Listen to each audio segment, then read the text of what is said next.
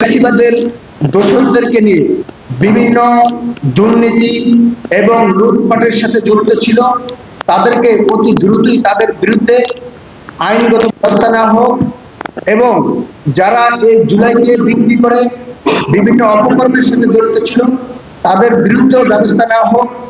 এবং যারা বিভিন্ন সময় আওয়ামী লীগের ফ্যাসিবাদ যারা ছিল, ফ্যাসিস্টের দোসর যারা ছিল, তাদেরকে পুনর্বাসন দিয়েছেন,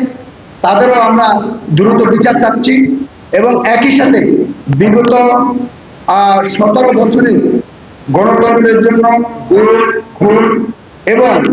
সর্বশেষ জুলাই আন্দোলনে যে গণহত্যা হয়েছে সেই গণহত্যার সাথে যারা জড়িত তাদের দ্রুত বিচারের আওতায় এনে তাদের